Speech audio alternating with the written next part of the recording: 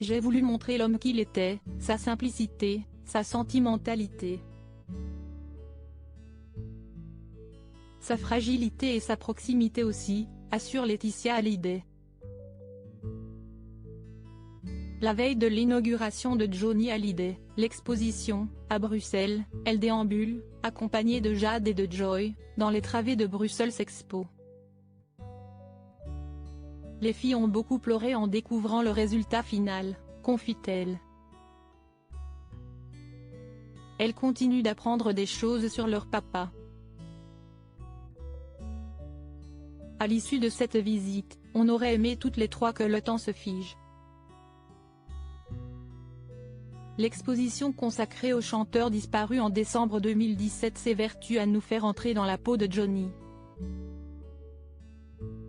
Dès les premiers instants, le spectateur assiste à ses entrées en scène les plus spectaculaires, en fendant la foule du Parc des Princes en 1983, ou Bercy en 2013, au creux d'une main géante pour le Zénith de Paris en 1984, ou suspendu à un filin pour le Stade de France en 1998.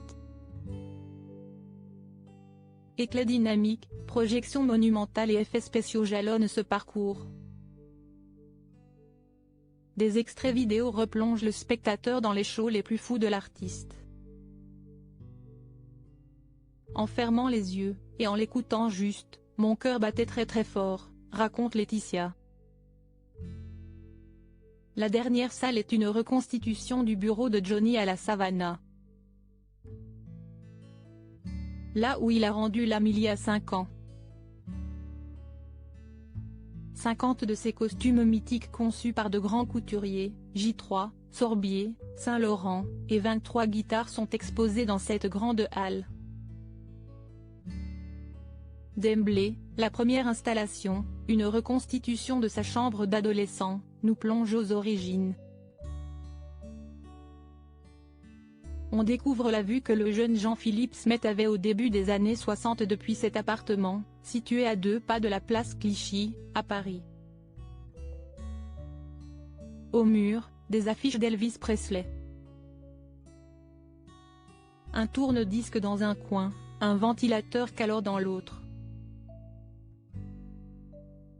Un livre de Tex Avery ou le roman à succès Fils de la haine, de Caryl Chessman, l'histoire d'un condamné à mort, trône dans sa petite bibliothèque. Sur les photos de l'époque, on aperçoit l'adolescent avec la tante qui l'a élevé, Hélène Marr, qui l'appelait maman. Jeune homme, il pose avec la fille de cette dernière, Desta, danseuse. Il prendra comme pseudonyme le nom du mari de sa cousine, Lee Hallyday. Ce sera pour lui comme une renaissance. Une erreur sur une pochette d'album ajoutera un deuxième i au patronyme. Mes parents ne se sont occupés de moi que lorsque je suis devenu célèbre, l'entend-on confier dans une interview radio. La souffrance affleure au fil des mots. Mais pas le temps de s'apitoyer. La carrière du jeune Johnny est lancée après sa première participation à l'émission Paris Cocktail.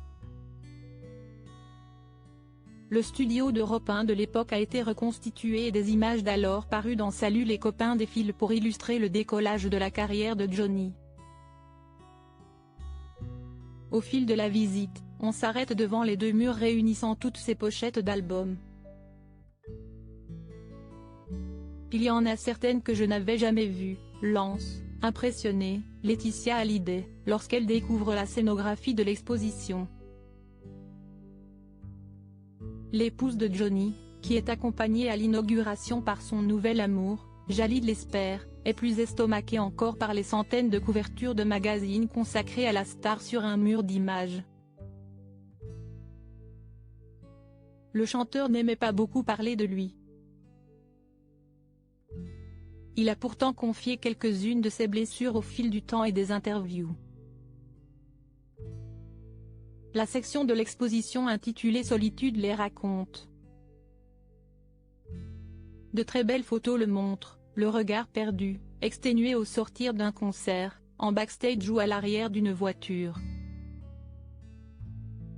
La voix de Johnny résonne dans l'audioguide et rappelle comment son père a un jour vendu son lit d'enfant pour aller s'acheter à boire. Une autre anecdote est dévoilée par la voix de son ami, Jean Reno, le parrain de Jade et le narrateur de cette exposition. Il raconte ce jour où, alors qu'il faisait son service militaire, son chef a dit au jeune chanteur que son père l'attendait à l'entrée de la caserne. « Je n'ai pas de père, répond-il. Allez-y, si est-il un ordre, lui rétorque son supérieur. Une fois à l'extérieur, le chanteur voit son géniteur, une peluche à la main. Surgissent alors 10 photographes. Le père de Johnny avait monnayé l'image de son fils à la presse. Ce jour-là, il m'a détruit, glisse celui qui connaîtra plusieurs périodes de dépression et de descente aux enfers. Jusqu'à vouloir en finir avec la vie. Il finira par arrêter la consommation d'alcool et de cocaïne. Il voulait voir la fin du film.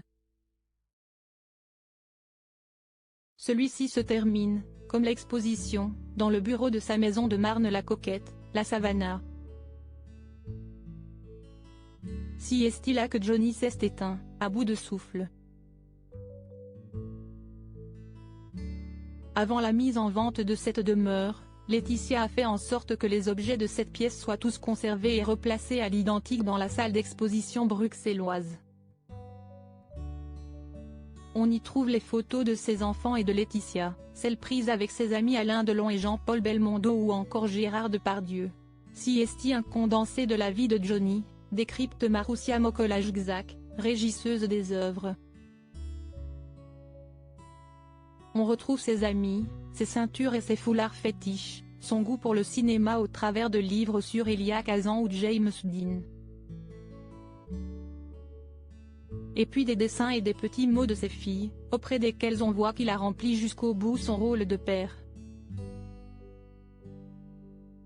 Lui qui en a tant manqué. Cet article est à retrouver dans le Gala N° 1542, disponible jeudi 29 décembre 2022 dans les kiosques. Crédit photo, Véan Christophe Clovis.